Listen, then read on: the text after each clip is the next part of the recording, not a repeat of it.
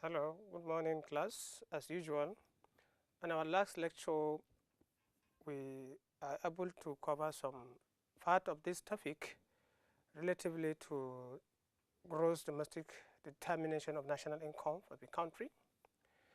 We have seen even the figurative approach where we are able to use some figure to display the calculations of GDP deflator for 3 years as an example, where in 2001 the GDP is computed at 100 million or billion. In 2002, 171 billion, and in 2003, 240 billion. This shows that the GDP level of this country is progressing over a time. And this is the graphical mode. From the y-axis, it shows the amount in billions of dollars, while in the x-axis, it shows the periodic time to show how relatively the GDP is moving in this particular country. If you look up the chart, the graph, the means, or I can say, the deflator variance is indicating that there is progressive move from 1973 to 2000. It shows that there is higher increase, is levelly geometrically increasing. It's not a linear, it's non-linear progression model. Look at the chart, it indicates that in 2011, in 1975, 70, 80, the changes is moving in these directions. So GDP is the best single measure of the economic well-being of a society, because it's the only determinant point to indicate that this society is making or is in economic hardship. At the same time, GDP per person tells us that the income and expenditure of the average persons in the economy is good or a forward stage.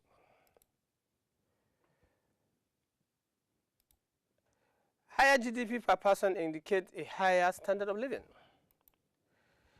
GDP is not a perfect measure of the happiness or quality of the life, however.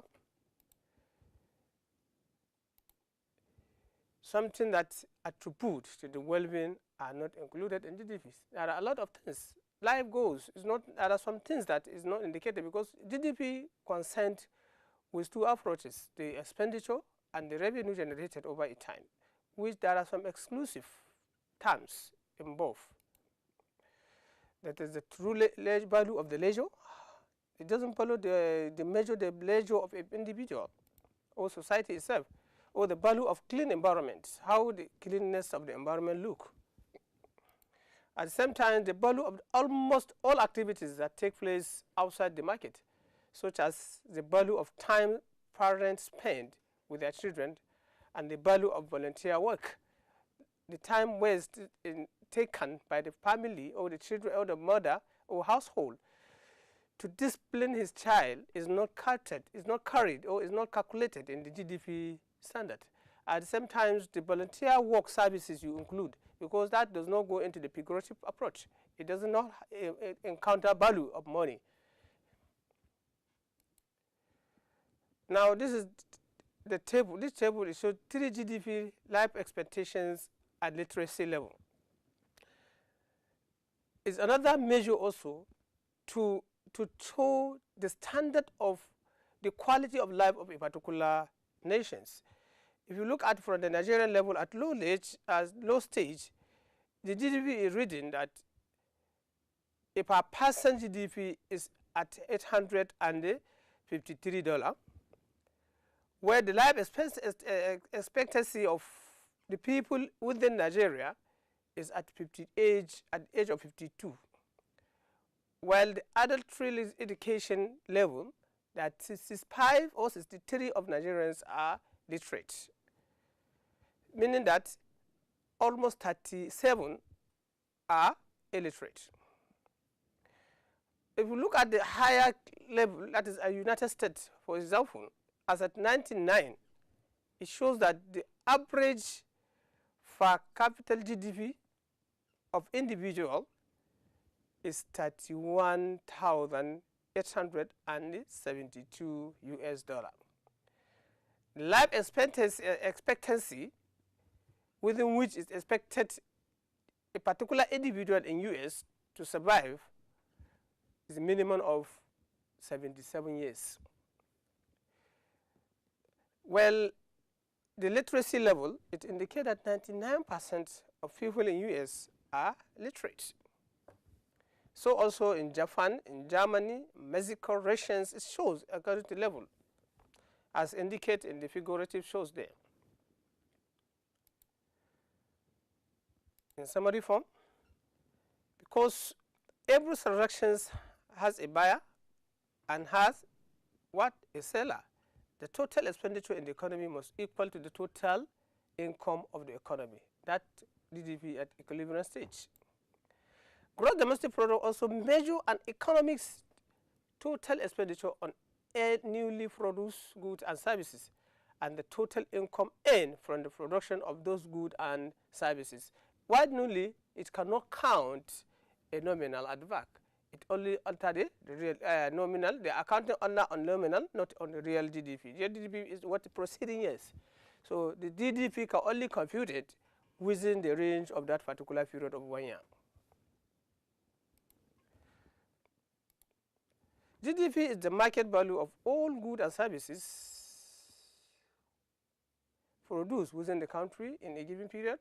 GDP is individual among 4 components of the expenditure: consumption, investment, and government purchase and net export. Now, I think let's move to the other topic. The topic of today, we're going to into productions and growth. That is the topic for today. In this topic, we are expected to look into the following questions. And this chapter in particular will answer the following questions. What are the facts about living standards and growth rate around the world? If you observe, we have in our previous chapter, we have discussed on the issue of GDP standard that it can use to determine the living standard of a particular individual or country. Now we are going to look at it in these sessions under this chapter, productions and the growth, because there is no GDP without productions. Also, why does productivity matters for living standards? What determines productivity and its growth rate? How can public policy affect growth and living standards? Now, typically family with all the possessions in the UK, let's take UK as an example, an advanced economy, it ensures that how comfortability of life in this particular country, where people are having enough shelter, food and everything, dresses and whatever, for their own comfortable life. In this example, GDP per capita is 35,580, and life expectancy is 79 years. Adult education or adult literacy is 99%. When we look at the moderate level, that is the middle class in the income country, where you see they have even the large number of family compared to the advanced country. And going by their standard accommodative luxuries in the house, it indicates that they have at minimal level, at medium, unlike the advanced country.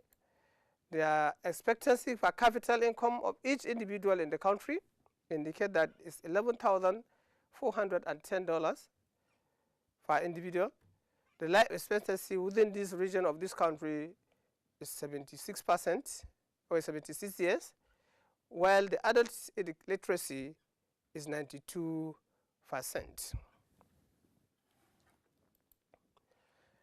The typical family with all their possessions in Mali, that is a poor country in Africa, look at how the status situation they are. It indicates that everything is at poverty level.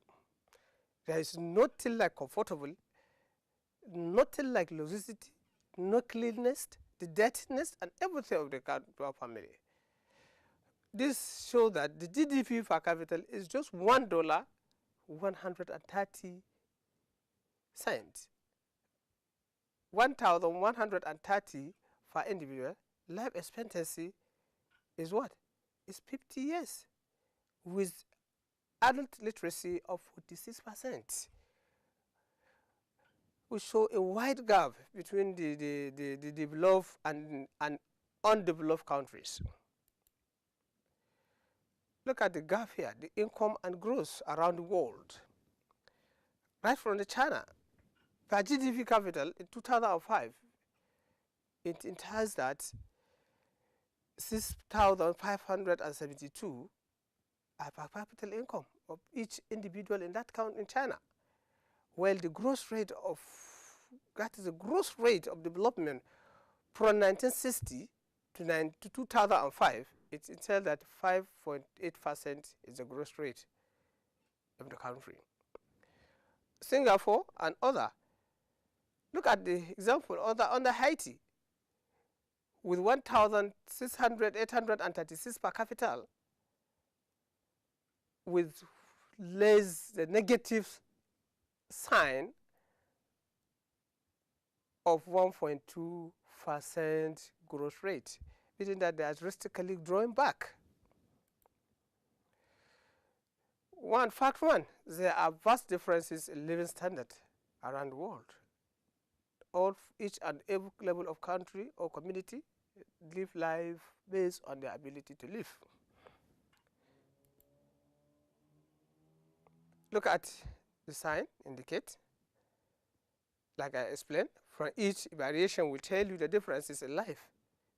Some are living even less than $2,000 as per capita of the whole economy, while others are living at 29, like Singapore, per capita, 30 in Japan, 26 in Spain, as well as United States with 41% per capita, 41,854 per capita, with 2.2% growth rate of the population.